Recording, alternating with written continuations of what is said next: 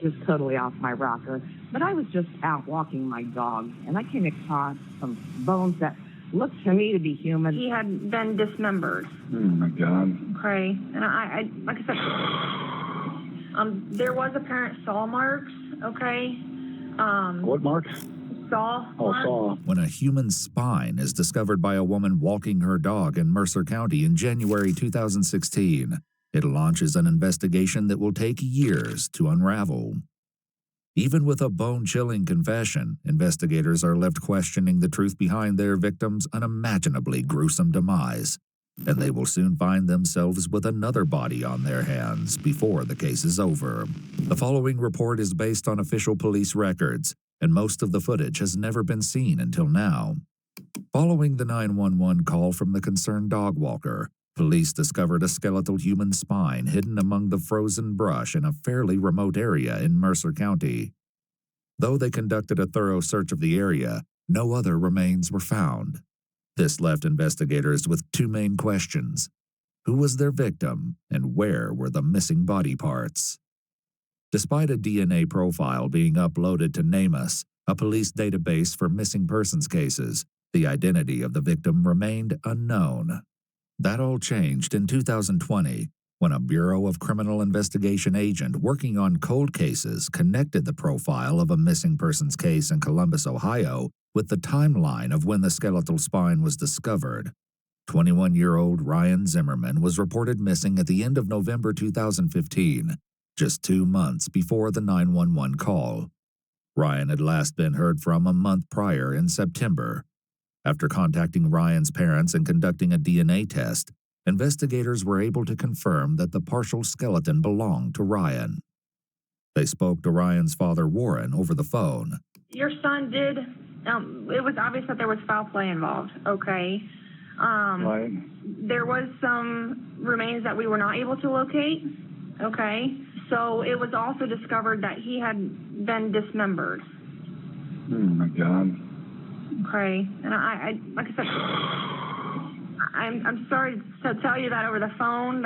We did not find portions of him being the lower portions of the legs, the lower portions of the arms, or the skull. Oh, my gosh. So, okay. The location of Ryan's skull was like something out of a horror movie, but that wouldn't be revealed until much later. Even worse than discovering that Ryan had died were the details investigators shared with Warren about Ryan's remains. There was apparent saw marks, okay? What marks? Saw marks. Saw, right. Yeah. When he was found, it was basically skeletal remains. Man, what does it sound like? Gangland or some kind of sick trafficking or what the hell? I mean, who would do something like that? Those are all questions that we are hoping to work to try to get some answers for Ryan and for your family, okay? Police were able to track down the 3 people living with Ryan in Columbus before Ryan's disappearance: Corey Buzzard, Sarah Buzzard, and Naira Jen Whitaker. On August 25, 2021, officers had to find Sarah and Jen, who are now married. After moving out of the apartment they shared with Corey and Ryan, they now live at Sarah's mother's house. What will unfold shortly is a twisted and unpredictable case, one that is far more disturbing than anyone anticipated. We've had several calls on this subject, usually welfare check. It takes a few minutes, but eventually Sarah answers the door. Hello, police department. Looking for Sarah. That's me. Come step out for me. All right, sorry I had to wake you. Oh, sorry. Can I do for you? Well, I think you got a warrant. Warrant? Uh-huh. What? It's out of Ohio, I think. It's a theft warrant, I believe. Okay. All right, so we have to take care of it. 002, I've got her out front. All right, so go ahead and turn around, put your hands behind your back for me. Though he doesn't know it just yet, the officer asks Sarah a question that will foreshadow a devastating series of events. I don't want to sound nervous, but do you have any weapons or anything in the house upstairs that I need to worry about? Just don't. I mean, I don't want them coming out with a gun or anything like that. A theft charge. Sarah informs the officers that her mother and Jen are inside the home, and they soon join her on the porch. Just a little bit. Okay, so what's going on? Well, we gotta take her downtown. I gotta look at exactly what the warrant is for, and then we'll go from there. So I can. It's through Ohio, so they sent us over here. So others sent the warrant over here. We get them from out of state all the time. You know what I mean? So my daughter said we never that kind of person. But if something missing over there, I mean just Take some deep breaths, Sarah. yeah, when she move it. While the officer dances around their questions regarding Sarah's arrest, Sarah's disposition begins to take a turn. You been sick? We just woke up, sorry. Okay. Have you been sick or? No, just shocked. Oh, okay. Despite looking like she might pass out, it's decided that Sarah can travel to the police station. Okay, I'm gonna hold your arm so you don't fall over, okay? Once at the police station and in an interrogation room, Sarah is told that detectives from Ohio want to speak with her. Hi, Sarah. Hello. I'm Megan Baker. I'm with the Sheriff's Office in Ohio. I'm Rick Ward. Hello, Sarah. Well, I'm assuming you have lots of questions. Yes, okay. I do. We're going to take some time and sit down with you here, and maybe we can get some answers for those questions for you, if that's okay. Sarah has read her Miranda rights and agrees to speak with the detectives. They immediately dive into questioning, beginning with her time in Columbus almost 6 years ago. Sarah explains that she lived with her then-husband, Corey Buzzard. While married to Corey, Sarah had also started dating Jen, who was transgender. Eventually, as her relationship with Sarah progressed, Jen moved in with Corey and Sarah. A few months later, they got another roommate, someone named Emma. And that's a little bit about why we're here, is to talk about Emma, also known as Ryan Zimmerman. He went missing. Are you familiar with any of that? No. Okay, so I guess, tell me what you know about Ryan. Or Emma, if you know him as Emma. Okay.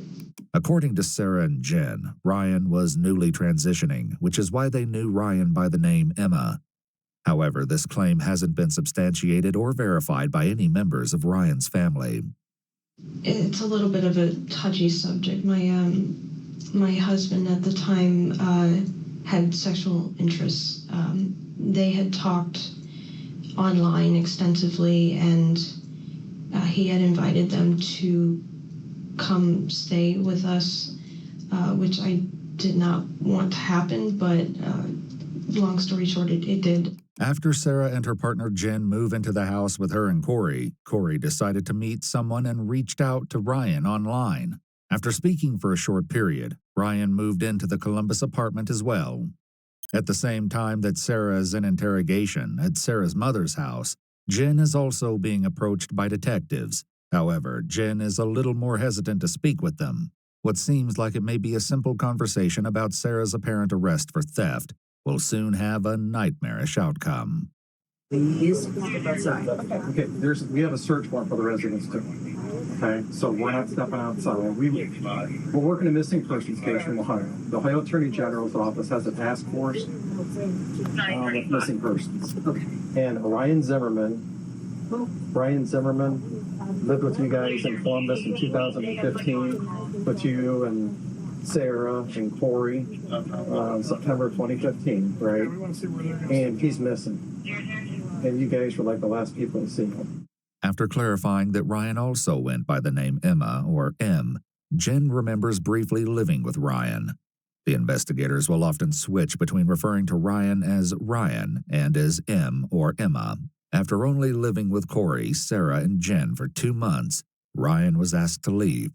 Sarah claims that Ryan and Corey's relationship ended, and Ryan never found a job, which was part of her agreement to allow Ryan to stay in the apartment. Because of this, Corey told Ryan to leave, and Ryan planned to leave on September 25th. This timeline correlates with the last time anyone heard from Ryan.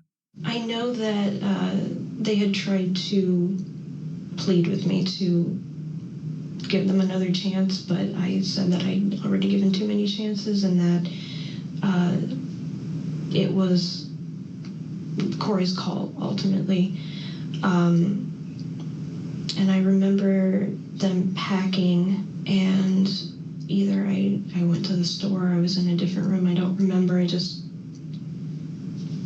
can't quite remember. Who was all home at the time? I was, Corey was not, and then my girlfriend was over, so we might have been in the living room. I honestly, I don't remember. Okay. I just know that 1 minute Emma was there. I don't want to be mean to transgender people and all the people that are gay and lesbians. That's totally fine, but a lot of them are really fucked up people in different ways. And, you could just see already, this girl she's married, she has a girlfriend, she was getting Ryan to go over, what the hell is wrong with this person? And maybe all the other people are fine, but so far this person seems and she seems totally fine and normal, talking like a normal person, but you can already tell everything's really fucked up. There's people are crazy, they're just anyways. And then the next, he had just left. Okay. Did you see him leave? Pull away in a vehicle or something? Somebody pulled up and he got in the car and drove off. I thought that he might come back because he did leave his car, but he didn't come back, and then we didn't hear from him again. There will eventually be troubling discrepancies in Sarah and Jen's stories. The detectives at Sarah's mother's house asked Jen a follow-up question about Ryan's vehicle. What kind of car did he have? Did you ever ride in the car? Yeah. You were never in his car? Okay. Had you ever driven it? Yes. Okay. To the store or something, or when did you drive it? To a gas station. I couldn't get it to start again, so I had to call a tow company to bring it back, but I was embarrassed about it because I didn't really have permission to drive it. So did you drive it while he was still living there? No, this was after he'd left. Oh, okay. Were you by yourself during this? My girlfriend was with me. Unknowingly, Sarah has just unraveled one of the mysteries behind Ryan's disappearance. Warren, Ryan's father, had been alerted that something was wrong when Ryan's vehicle was found abandoned. Though the license plate was missing, police found some of Ryan's belongings inside the vehicle, along with the keys and a full tank of gas. Warren had taken it upon himself to knock on neighbors' doors to see if they remembered anything useful about the car or Ryan's disappearance. To his surprise, someone did. One of the neighbors said they saw the car get dropped off by a tow truck near the apartments where Ryan was staying with Corey, Sarah, and Jen. And about a half hour later, the Columbus Police Department came and wrote the ticket up and had the vehicle towed. I'm thinking, why would somebody, it was like they wanted it to get picked up. Sarah claimed that she thought the vehicle had vanished because Ryan had returned and took it. What she doesn't add, not yet at least, is that there's an unsettling reason she'd been using Ryan's vehicle that day. Before moving on, the detectives returned to the question of Ryan's behavior before leaving the apartment.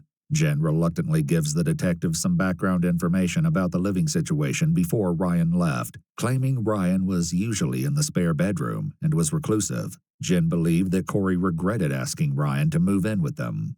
It was kind of weird. I guess how weird? Was she just kind of clingy? That's the thing too. No, Em was so. Okay, I have pretty bad social anxiety. Mm-hmm. Em seemed to have way worse social anxiety. Okay. And how was Em's behavior then? Excessively shy. Okay. Jen also explains the reason for some of the tension with Ryan. Sorry, it's just the anxiety. Sure. I don't like to admit that I am trans, but it was just weird. Corey brought another trans person into the house because that's what they wanted. They had, I shouldn't use gender neutral for Corey because that's confusing. Corey had papers written up about, I forget what he calls it, like the trifecta or perfect relationship. but it involved one man, one woman, and a trans woman. Okay. And I didn't want any part of that. Sure. I'm assuming that's why they brought M in. I think Ryan was just kind of the last straw for me. Tell me more about that. Why was he the last straw? That was probably one of the biggest arguments that we had, to make him that third person. But I obviously didn't agree with that, and the entire time it made me feel like I wasn't good enough. After Ryan apparently moved out of the apartment, Sarah and Corey divorced, and she married Jen soon after. The detectives take a break, and when they return, they will confront Sarah with the awful truth of why they are really there. Hey, there's some more water.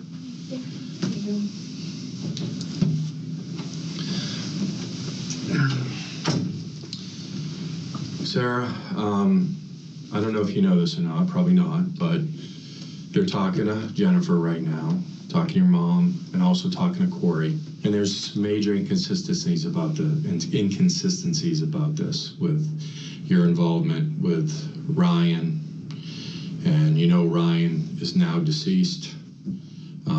He is? He's been murdered. So we have Corey is talking to the Columbus police detectives right now. We just got off the phone with them. The detective isn't being entirely honest here. While officers have managed to track down Corey's new residence, Corey is proving less than enthusiastic about the prospect of speaking with officers.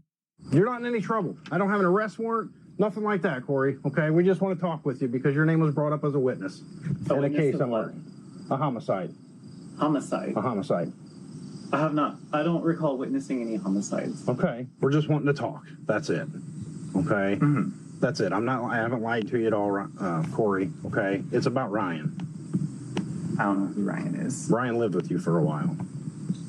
Emma? He also went by Emma. Okay. He was a roommate for a while. Okay. Okay, that's what we're here to talk to you about. Not without counsel. Okay, do you have an attorney on hand? Yes. Okay, do you think they would meet us down there? Can we make an appointment? I'd rather get this done today. I don't really think I have to work on your time. While the officers speaking with Corey have once again hit a dead end, those with Sarah begin to lay out some of the evidence. I mean, this is a bad situation. We really need to know what happened. With the car, we have DNA evidence. We're able to track down your car, the one that you used to own, the time of this incident. We were able to track down the current owner, and we're able to examine it. So we have something happened in that apartment the weekend that you dropped Corey off with that girl in Columbus. The evidence the detective is referring to are reddish stains discovered on the carpet liner of Sarah's vehicle. Though she'd sold it, they found the new owners in July 2021 and conducted tests inside the trunk. The stains produced presumptive positive results for suspected blood. Earlier, Sarah had claimed that Corey hadn't been home the weekend Ryan moved out because Corey was with another woman. In fact, Sarah had been the one to drive Corey and the woman to a hotel. Investigators spoke with the woman and confirmed that Corey was nowhere near the apartment where Ryan was last seen. While Corey may still prove to be an important witness to the events leading to Ryan's death, Sarah and Jen appear to be the last known people to see Ryan. So please just tell me the truth, what happened. Corey's given a whole nother version of what you just said. Please tell me the truth. I'm not comfortable talking about this. We have a young... Was it an accident? Yeah. I don't know what was an accident. With Ryan. I didn't even know that he was dead. Sarah, come on. Sarah, please. Someone that I can talk to? Well, you can talk to us. I just want the truth. The other officers also confront Jen with the news of Ryan's death. We're trying to find Emma, and we were somewhat successful in that. Okay. Wait, what? Somewhat? Mm-hmm. What leads? That's what we need you to fill in the gaps, because whatever happened to Emma happened in the apartment where you guys stayed at, and we've recovered evidence from the apartment. We recovered evidence from Sarah's car. Right. Blood. Wait, whoa, what? Mm-hmm. Blood from the trunk of the car. Blood from the apartment by the bathtub, where in part of Emma's body was discovered it was dismembered. Even though they'd all moved out by early 2016, investigators were able to access the apartment where Sarah, Jen, Corey, and Ryan had once lived. In July 2021, a month before they spoke with Jen and Sarah, authorities visited the apartment and asked the current residents to leave while they conducted tests throughout the building. Under close examination, several areas in the bathroom reacted to a chemical reagent indicating latent blood residue, including the bathroom floor and the cabinet. No way. No way she had anything to do with any of that. She did. No, there's no way. Tell me why. The Google searches, the deep dives that we did, the stuff that she was into at least, right? Painting with blood, like into drinking the blood. And then the searches that she did on her Android phone. I don't know. I don't know about any of the blood stuff. While this comment about painting with blood will be explained eventually, investigators won't have the chance to ask Sarah about it just yet, because she immediately throws a wrench into their plans. Sarah Lloyd, right? I can talk to. That wasn't my rights, right? Well, that's your decision. We don't advise on that. But all we're asking is for the truth. I don't know what to say. The truth, maybe? I've said what I remember. And you're telling me that's the truth? That's what I remember. This is going to be your only time to talk to me and Megan. After this, we're not allowed to help. So. What happens to me after this? You're going to be booked in the local county jail here. I mean, we wouldn't be doing this if we didn't have physical evidence. That's why I was giving you an opportunity. Okay. All right, Sarah.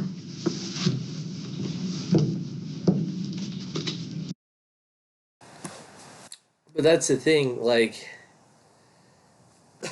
they have evidence in her car in the apartment, but they can't say for sure it was her. Could have been other people in the apartment using her car, and using the apartment. So really, you know, they're pushing. You can tell they're pushing in different ways. They're like, oh, the other person gave me a different version. Just tell me what happened. We have this, and then they try to scare her and say she's going to jail, but really the whole reason they're here is because they need her to confess and give more information, because they can't really prove it was her. Like, that's, but maybe they can still, there's enough proof that they can put her away, which, you know, I think it's deserved. Like, they all definitely, especially if they found stuff in her phone for painting with blood and shit like that, like, come on. But again, I don't know, I'm intrigued to see, like, obviously people are gonna start talking and they're gonna find out more stuff, so, but yeah. Thank you. Once again, the detectives leave Sarah alone. In contrast, those speaking with Jen lay on the pressure. This is a fever dream. I'm sorry? This is a fever dream. I know this feels like a nightmare now, so we need you to fill in the other parts of this thing, because this isn't a nightmare. Emma's dead. Emma's dead? Emma's dead. Corey's dead? No. No, Emma's dead. Okay. Did Corey have you guys get rid of his issue? He ain't like Emma coming up. Emma's not what he expected. The selfies didn't show what Corey had wanted. Comes up, Emma's completely shy, reclusive, nothing what Corey expected. Corey went away for the weekend for you and Sarah to get rid of his problem. Corey and Sarah were fighting a lot over it. Let's just get rid of the problem. There's no way. So what happened? There's no way. It isn't long before the detectives decide to once again try speaking with Sarah, and this time they will hear a stomach-churning confession. So, Megan here has something she wants to show you. I just have something I want you to take a look at, okay? And read over, then we'll get your thoughts on that. This is from your Google account. Okay, these are your searches on your Google account that you said you only had access to. So flip through these pages. Yeah, look through them for us. Take a gander at that. After seeing the evidence within her own search history, showing that she looked up how to start Ryan's car after it broke down, Sarah begins to unravel. What's gonna happen to my family? Well, we'll talk to your family, okay? And you'll get to talk to your family, okay? We can work through this. One thing at a time. This is the first step.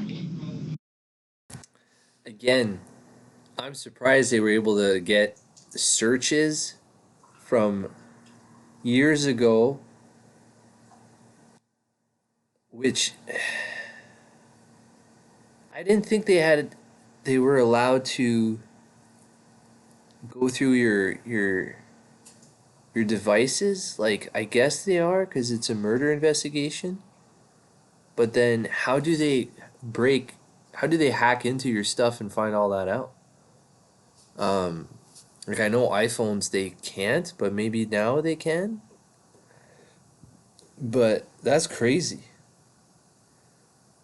But again, they need, like, it's still not proof. It's not enough proof. Maybe it is, but there's a reason they're doing this. They need her to confess. But it just shows they're good detectives. Like, they keep dripping it out. And then it's like, look at everything we have against you. It's overwhelming. You have to admit it. So it's good that, like, I think it's right. If there's a murder investigation and you're very closely related and stuff, then I would say, like, sure, look at my phone, look at my stuff, because it'll show that I wasn't looking up jugular veins and shit like that. Like, so maybe she did give them permission. I don't think she did. But I think it's good that they're able to do that, honestly, because yeah. So technology is actually helping a lot with, like, solving murders and stuff way back. Imagine they didn't have nothing. Like, now they have a lot more they can use. So that's good. Like, I don't like cameras being everywhere. Like, in the UK, every single, like, there's cameras everywhere. There's no privacy, but really, if you're a good citizen, it's like, who cares, right? Who cares if you look at my data, but then it's like, then you might have people that hack into those databases and use it for evil, which is not good. But generally, it's good. Overall, it's really good. So. Okay, look at me. I'm scared. Okay, I understand you're scared. Okay. All I've ever gotten was a speeding ticket. You're an honest person. Okay, I don't think you're a bad person at all. Sarah, let us help you. Go ahead and start from the beginning, okay? It was an accident. Okay, it was an accident. Accidents happen every day. So what happened? I was angry. Okay, I get angry too. And I knocked him down when he came out of the bathroom. And I choked him.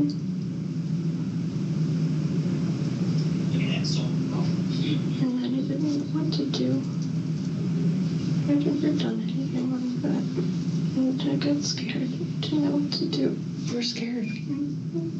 I realized I ruined my life. While the detectives speaking with Sarah have finally made some headway, those with Jen are hitting roadblock after roadblock. I'll be honest with you. I think it's been eating you up. Is it eating Sarah up? I mean, people can have differences with people, right? But to this extent, it would eat somebody up, literally. I mean, you would be not sleeping well, not functioning well. It's a lot, right? No, that's a lot. Yeah, it is. But no, I wasn't aware of that. I've been living fine. Okay, so maybe things were fine. Things were fine until Emma came along, and then things weren't fine. No, if you want to go back to that, no. But even then, no. But things have been fine. There was no murder weighing on us. While Jen continues denying any knowledge, Sarah is telling a very different story. I put him in a chokehold and knocked him down. Did he pass out? Were there words exchanged? He passed out. Okay. And I didn't let go. And then it was too late. He stopped moving. He started turning white. And I couldn't go near him. Though this is the first time Sarah has shared what happened to Ryan, this is only one version of the story, and with each retelling, the details only grow more and more unsettling. Sarah claims that Jen heard the commotion from downstairs and came up to see what had happened. I had to figure out how to get rid of it. So what happened? And we cut it up. We being you and Jen? Was this when Corey was away at the hotel? Okay. So where did you cut him up at? Bathtub? What did you use? Some kind of salt. Where did that come from? I found it in the shed. So you each have your own shed there? Okay. Who did the cutting? Mostly me. Jen, on the other hand, refuses to make any concessions. I just don't remember. Yeah, you do. No, I don't. Here's the thing. You're going to remember these things. Yeah, I would probably remember if there was murder and a saw. And where did you cut him at? And again, this is all stuff I already know. Okay, I just need to hear it straight from you. The joints. The joints? Can you point to I guess what you mean by joints? The elbows. The wrists, ankles, knees. And then up here? And the neck, okay. Does Jen help cut him up? Not really. She wasn't feeling well. She got kind of sick. Okay. So I took over most of it. But did she help a little bit at the beginning? Okay. We were both really scared. One of the officers in Jen's interview steps out of the room to take a call, and when they return, they have news that will flip Jen's denials upside down. Got an update. Okay. Sarah just admitted to everything, and you helped dismember the body.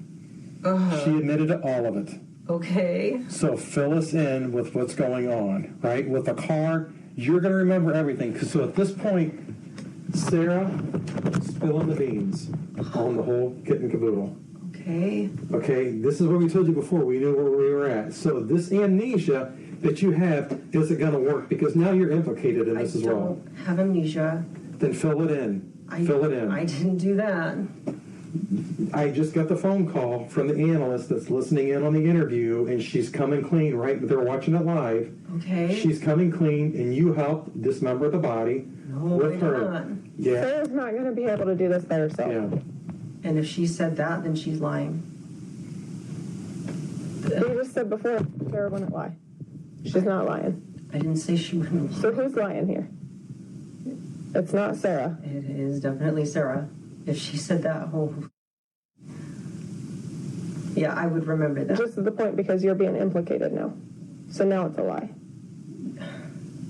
No. We just want to get Emma his family's... Yes. Where did you guys go then with the body? All right, let's get to this part here. Where did you go with the body after it's dismembered? And don't say you don't know. Because I would have to say I don't know for that because we didn't do that. Luckily for investigators, Sarah is giving them all the answers. This, however, is only her first confession, and she will eventually share another that changes everything. So, you got him cut up, then what happens? We have to figure out where to put everything. So where did you say you put his belongings? Where did those go? Like his clothes and his... just in one of the bags. Okay, and where did those... we put those in a bin. Like a dumpster? No, like a Tupperware bin. Oh, okay. And where did that go? In the back of his car. Okay. We were going to drive the car somewhere. And leave it. But the car wouldn't start. This is the real story about the tow truck. According to Sarah, she and Jen planned to dispose of Ryan's dismembered body parts, which they loaded into the back of Ryan's own car. While their plan had been to abandon the car in a deserted location in Illinois before taking a Greyhound bus back, Ryan's car refused to start after they stopped at a gas station. This incident has a horrific new implication. Ryan's remains were still in the back of the car when the vehicle was towed, and Sarah and Jen then had to move the Tupperware bin full of his dismembered body parts in broad daylight into Sarah's car. They left Ryan's vehicle in the street, where the police eventually towed it away. We started driving and trying to get rid of little things at a time. Along the road, or is there special spots? In public dumpsters. So did you dispose of like his limbs in different spots? Okay. Do you know where those spots are? We just stopped wherever something looked okay. Or it seemed like secluded or something like that? Couple gas stations. Mostly just public dumpsters. I really don't know. While Sarah doesn't clarify, they only disposed of Ryan's torso and belongings. The rest of his limbs and head had a different, even more alarming destination. Here's the thing. You have been holding back this whole time with all of this stuff because I don't think you thought Sarah was going to be honest about it, but she is. Oh, okay. So let's do the right thing. And you wanted to do the right thing, right? So tell us about that. About please. What? About the dismembering it and then where you went from there. I didn't dismember anybody. You did. No, I did not. That's fucking insane. It's not insane. That's insane. This happens all the time. I mean, you may not want to admit to doing it, right? But this stuff happens all the time. So where was Corey during this? No idea. No idea. Still at the hotel, possibly? I guess so. Okay. Any communication with him? I shut off my phone. Okay. Why did you shut off your phone? I was scared. Okay. Did he know something had happened? I don't think so. I told him Ryan just left. And he didn't ask any questions. Despite several attempts to get Corey to speak with police, Corey steadfastly refused. I have no idea what you're talking about. Okay. So you don't know Ryan? I don't. You don't know Ryan? He didn't live with you at all? I'm not going to talk to you without an attorney present. We're talking with Sarah and Jen. Yeah. Everybody involved that weekend, we're talking to right now. Except you right now, because right now you kind of look like the bad guy if you don't want to talk to us. Everybody else wants to talk to us. That doesn't look good for you. Yeah, they told me that you would say that. But Who would say that? My attorney. Okay. Corey refuses to speak any further and ultimately never comes in to discuss Ryan's case with officers. Without Corey's help, detectives will have to put more pressure on the people who are talking to them. Sarah and Jen. One thing still isn't clear: a motive. Why were you so angry at him? What happened that you came up behind him and started choking him? He ruined my life. Tell me a little bit about that. I mean, I told you the arguments Corey and I had. Mm-hmm. And I couldn't make him see reason. The officers talking to Jen also try to understand a motive. You would do whatever you could to make Sarah happy. So let's get rid of M, because that would make Sarah happy, right? To get her out of that household. Sure, but they agreed to leave. But she wasn't. Not willingly. Not fast enough. She agreed to leave. Without meaning to, Jen points out a glaring issue with Sarah's current confession. If Ryan had agreed to leave, why didn't she simply let that happen?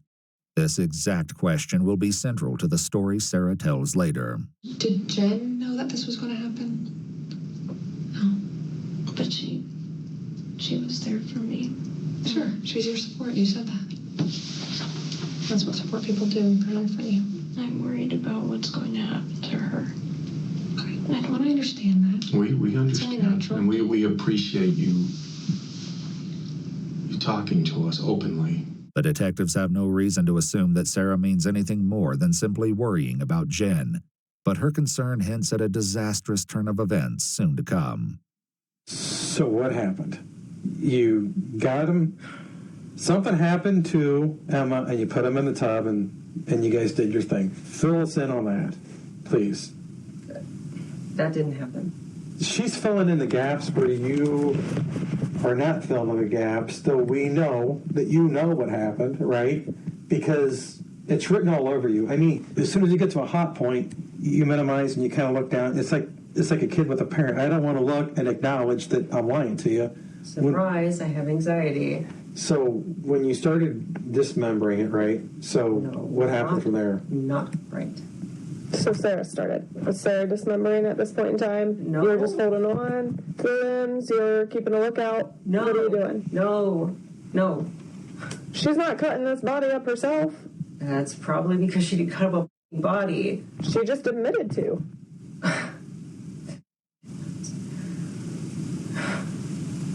No, she didn't. She did. Yes, she did. The detectives attempt a different approach to get Jen to talk. It's more beneficial to go, this is where it is. And it shows that you're wanting to make things right. You want to get things better, and you're showing remorse. Because the judge, I'm back in our county... remorse because I don't know how to process this. And I'm not showing remorse. There's no remorse to be had. So getting rid of disposing of a body, you shouldn't show remorse for that? Of course you should. Yeah. You're still in shock that Sarah has come clean with everything, right? There's no way she did this. And your world's crashing down, and we're just trying to help you figure a way to make it a little softer of a crash. Even though Jen refuses to believe Sarah admitted to the death and dismemberment of Ryan, Sarah's own interview is already wrapping up. I just don't know what to do because I thought I had my whole life ahead of me. And I made one mistake. And that's exactly it. Now it's over. Don't cut yourself short. I just turned 30 and I feel like that's one step at a time. Okay? 1 foot in front of the other at a time here. Continuing to show an unsettling lack of concern for Ryan, Sarah then makes an inquiry. Is there any kind of bail, or am I going to have to stay there the whole time? There's not bail right now, but that's not to say that there won't be bail in the future. Okay? Just not right at the present time. Sarah is informed that the charges against her include tampering with evidence, grand theft of a motor vehicle, abuse of a corpse, and gross abuse of a corpse. Okay, I appreciate you being honest with us. Because that's the kind of person you are. Thank you, Sarah. I hope it doesn't. We'll give you a few moments, okay? One of the officers who had been interviewing Sarah heads over to Sarah's mom's house in order to take a crack at Jen and see if he can break through the unrelenting denials. This is where everything goes horribly wrong. Where are they? Though the video footage is redacted, Jen is introduced to the detective who spoke with Sarah and is then read the Miranda rights. Am I being arrested? Okay, well, we have some things we need to talk to you about. But you're not saying yes or no. Well, because it all depends on you. So we're going based on physical evidence and now what Sarah told us. That's my job. I'm doing my job. They're doing their job. I'm sorry, I don't want to put words in your mouth. No, but go ahead. They said that she said that she was involved. Absolutely. 100%. And this interview is being recorded. Okay. And I cannot lie about that. Okay. I trust you. She absolutely said she was involved, and she gave details, and you were involved in those details. I mean, I'm not making this shit up. I don't know how I was involved. Well, she told us how you were involved, but I don't want to go into those details because if you tell me and something's different, I have to go back and talk to her and try to iron out the inconsistencies. Hearing that the detective isn't lying about Sarah's confession seems to be a turning point for Jen, but not in the way they hope. I don't remember any of that. I don't know why Sarah would say that. You're just surprised Sarah said it. Of course I am. Right, because she'd gotten away from it this whole time until today. After hours of conversation, the new detective points out something that the others have failed to notice. While speaking with the officers, a purse has remained on Jen's lap. What's in your purse? Comfortable and calm. After Jen explains, they quickly move on and continue questioning. this time about the evidence they've uncovered, a choice that will likely haunt the detectives for the rest of their careers. And we found large quantities of blood in the trunk from Emma. That's a clue. We call in police work. You know, I'm not trying to be facetious, but that's called a clue. You know, so I mean, when we put two and two together, and then we talk to Sarah, and it all kind of matches up. You know what I mean? It all matches up. What's going to happen to her? Well, I don't know. It all depends on what you tell me. To my knowledge, she didn't do anything. But I'd be more worried about yourself right now. Why?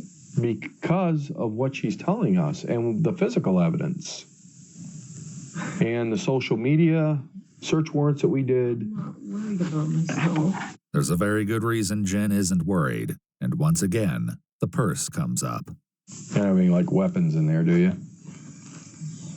What are you playing with in your purse? So, Jen, like we talked about, you asked if you were under arrest. You are going to be placed into custody. I want to, before this gentleman, he's a detective with the City of Marion Police Department. You're going to be booked into their...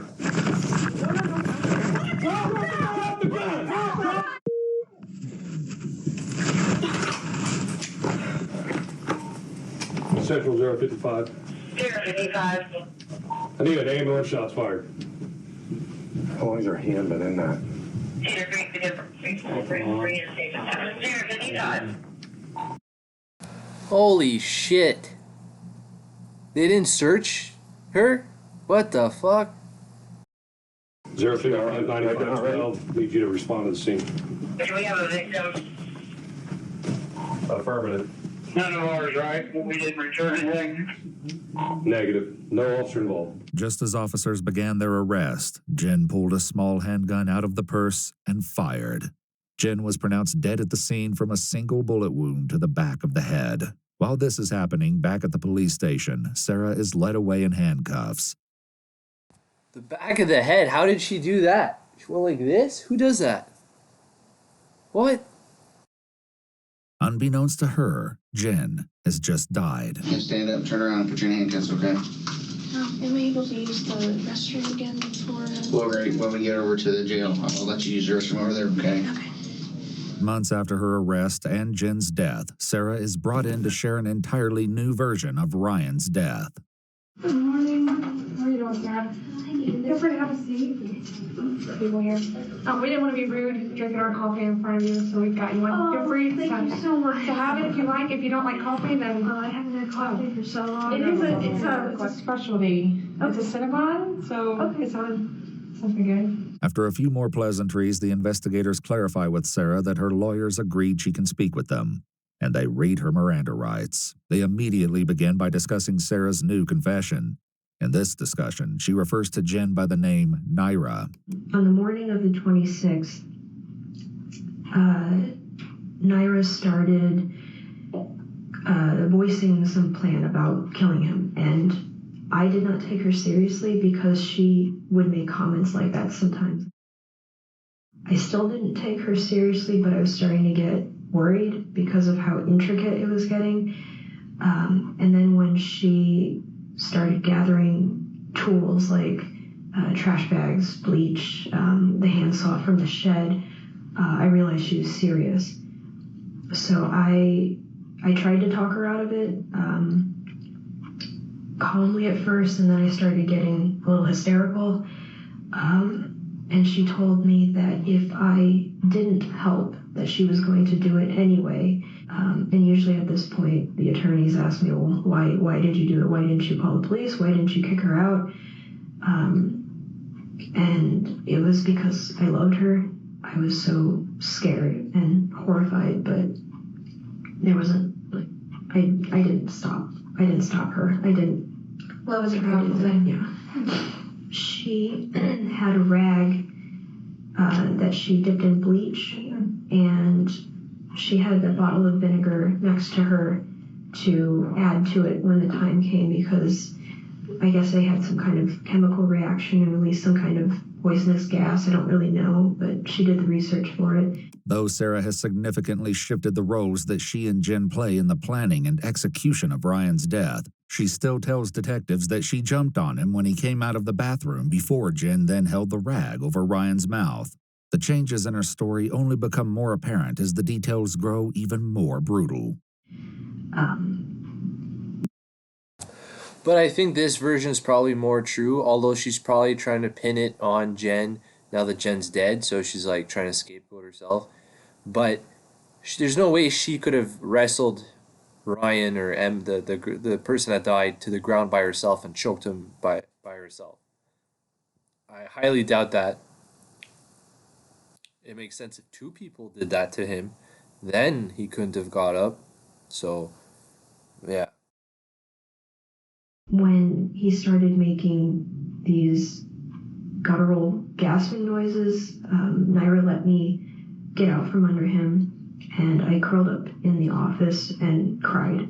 So I stayed in the office for a while until she did get him in the bathtub, and she had put a trash bag over his head and severed it, and then put that into the freezer so that she could deal with it later. Since her arrest, investigators have discovered chilling evidence about the fate of Ryan's decapitated head, something they'll bring up shortly. In this retelling, rather than Jen being the one to dispose of Ryan's clothing, it was Sarah who took on this job. However, this doesn't mean she didn't help with the dismemberment. She started to get intestinal cramps, so she went to lie down and said I had to take over. So I put the hands in one bag, the hands and the feet she told me to put in a bag, and then she also put it in the freezer for later because she said those would be the two big identifying factors and she would have to deal with them separately. So I removed the forearms and the calves at the joints. It was slow, exhausting work, and I did not work fast enough. Her original idea was to cut up everything into as small of manageable pieces as possible and then dispose of them that way, but we didn't have enough time to do that, so we just had the head, the hands and feet, the forearms went in one bag, the calves went in another bag, and then we just had to deal with the torso. After this, the story remained the same. They loaded Ryan's dismembered body into a Tupperware container and attempted to use Ryan's vehicle until they eventually had to call a tow truck.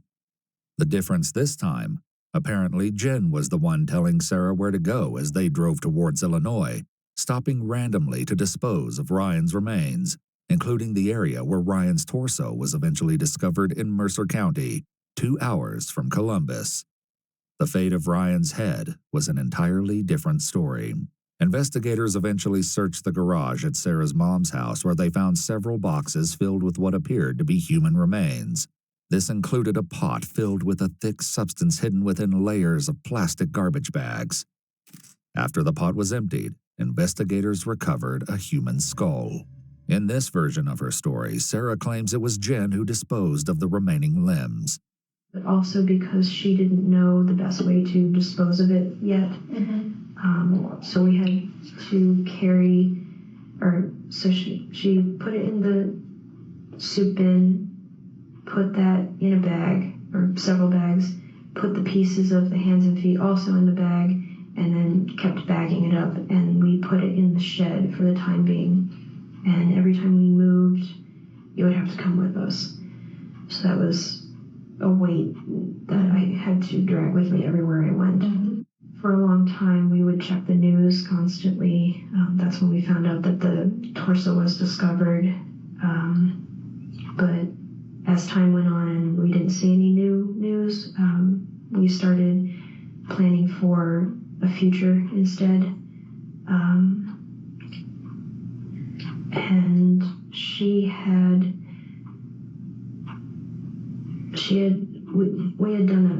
we made a pact that should something go wrong or we get discovered, that she was going to shoot me first, as she said she would rather die than spend her life in prison.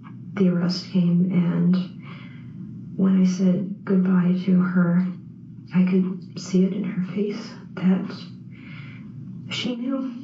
This confession sheds an entirely new light on the footage of Jen and Sarah saying goodbye when she was arrested. You want to tell your wife bye or anything?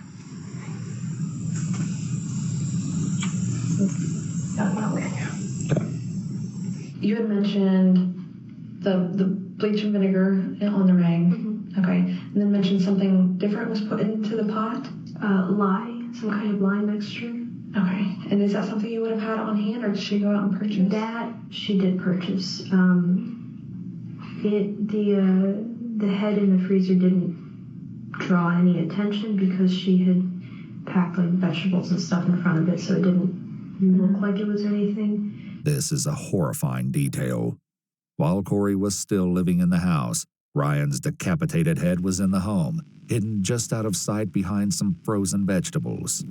The detectives take a quick break before returning to clarify a few more details, including the comment investigators initially made to Jen during her interview about Sarah painting with blood. So art for me is a coping mechanism. And I know that Randy and Eric had mentioned that there were two pieces in particular that gave people red flags.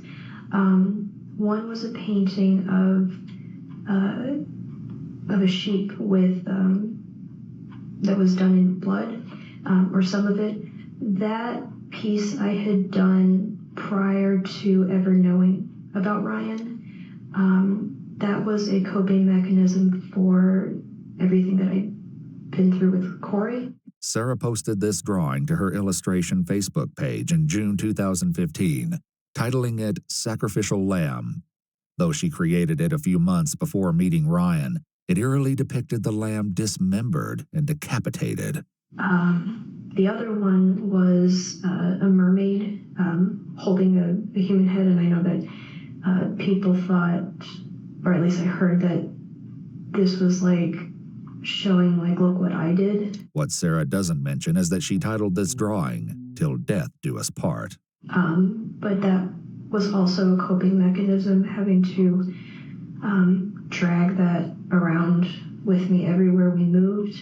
During the interview, Sarah also doodled a quick drawing of the saw they used to dismember Ryan. The elusive motive still needs to be clarified, and so detectives ask the haunting question of why Sarah and Jen didn't simply let Ryan leave the apartment as planned. The thing she said was along the lines of, someone like that doesn't deserve to be out in the world to ruin someone else's life. So I think in some perverse way it was her idea that I don't want to go so far as to say she was dealing out justice, but she just felt very strongly that he didn't deserve to be out there. She said that if you want to transition, your goal is to just fit in. And that's what she tried to do. She didn't point out anything. She tried to be as feminine as possible because that's what she wanted to be, was a woman. And so with people like Ryan, who say that they're transitioning but are not really making the effort, really bothered her. She more commonly said things like, he's a disgusting human being, or the world would be better off without him. So that's why the fact that Ryan wanted to, but still looked and acted male, just really got under her skin. With this allegation in mind, investigators question why Sarah confessed to the crime initially. You said you were trying to protect Jen. I guess, why try to protect her at that point in time? Yeah, that's what I thought about in hindsight. It would have devastated me to have to throw her under the bus and say, well, she was the one who did it. I guess there was a small part of me that thought if I took the fall for her, she would be okay. But thinking back now, I should have known with the look on her face that there was no point trying to protect her. She was going to do it anyway, with me or without me. As the interview wraps up, Sarah clarifies why she wanted to speak with the investigators again. I don't know if the prosecution knows how much detail about Naira. So I'm basically just hoping that at the sentencing, essentially the same thing that I told both of you, just condensed a little bit, we'll be able to go on the record so that my side of the story and what actually happened will be out. In the end, Sarah's new version of Ryan's death did little to change her fate. In January 2022, Sarah Buzzard pled guilty and appeared in Mercer County Common Pleas Court for sentencing. She was sentenced to life in prison with the possibility of parole after 30 years. Warren, Ryan's father, had the last word. I just know now that, no one can hurt him anymore, and no one can hurt him now. That was messed up. Man, oh man. There's so many messed up people, like, and compared, like, to other videos, the last video I did, the guy was completely insane, couldn't even put a sentence together, and that makes sense, like, oh yeah, like, he's a killer. But this girl, she sounded normal, reasonable, like, what the hell, like, you almost can't tell.